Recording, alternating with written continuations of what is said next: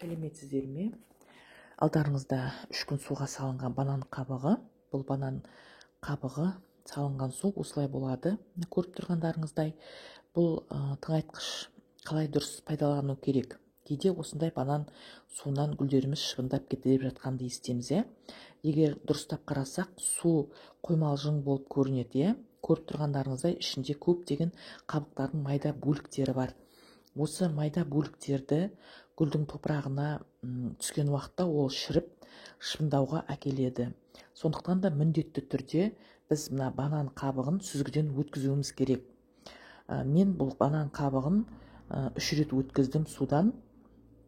Бірінші өткізіп алдым, міне өздеріңіз көріп тұрғандарыңыздай, ішінде майда бананның қабықтары қалды. Енді суымызды қарасақ, суымыз әлі тазарған жоқ. Енді бұл су тазарту үшін мен марлі пайдаланғым келіп отыр. Марліні 2 қабаттап, бұл суды тағы да 1 рет сүземін.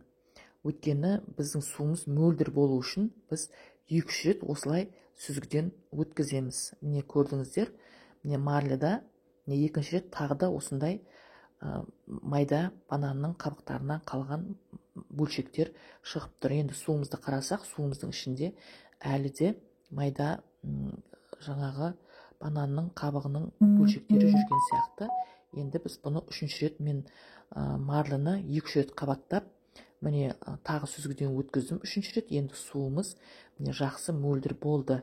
Енді біз бұл суымызды 1-1 дейді ғой. Кейбіреулер 5-1-ге, кейбіреулер 2-1-ге жаңа су қосады. Мен 1-1 су қосамын. Мысалы 1 литрге жетпес су шықты банан қабығынан жасалынған. Соған мен мынандай қылып баклажкілерден тұнып тұрған суды құйып, 2 литр су құйып алдым. Енді сол суды мына гүлдеріме құйып шығамын.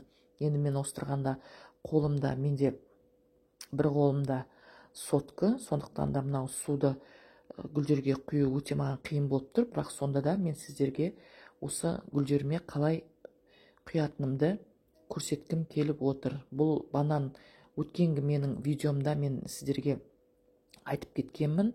Бананның қандай пайдасы бар екенін, ол бананның ішінде қандай көптеген элементтер, біздің гүлдерімізге пайдалы элементтер бар екенін өткен видеода мен айтып кеткенмін.